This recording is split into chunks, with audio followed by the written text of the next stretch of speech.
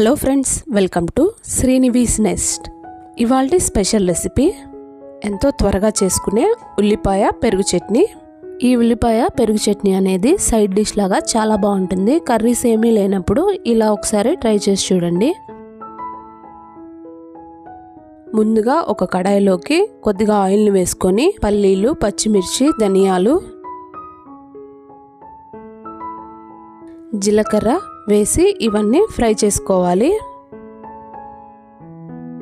ఇలా ఫ్రై చేసుకున్న తర్వాత మిక్సీ జార్లోకి వేసుకొని పౌడర్గా చేసేసుకోవాలి.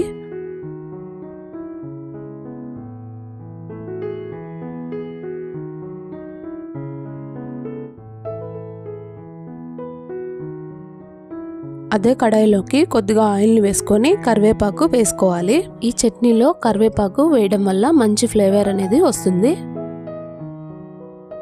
ఇప్పుడు అందులోకి సన్నగా కట్ చేసుకున్న ఉల్లిపాయ ముక్కలు, ఇవి కొద్దిగా వేగిన తర్వాత ఉప్పు, ముందుగా గ్రైండ్ చేసుకున్న పల్లీల పొడిని ఇందులోకి వేసేసుకోవాలి. పల్లీలు ఆల్రెడీ ఫ్రై చేసుకున్నాం కాబట్టి 2 minutes అలా ఫ్రై చేసుకుంటే సరిపోతుంది. లాస్ట్లో కొద్దిగా కొత్తిమీరను కూడా వేసుకోవాలి.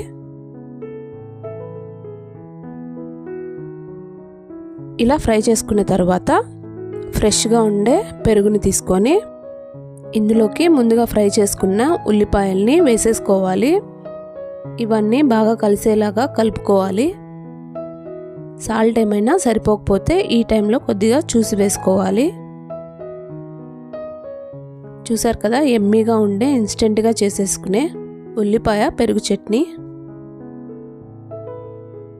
ఈ చట్నీ రైస్, రోటీ, చపాతీలోకి చాలా బాగుంటుంది.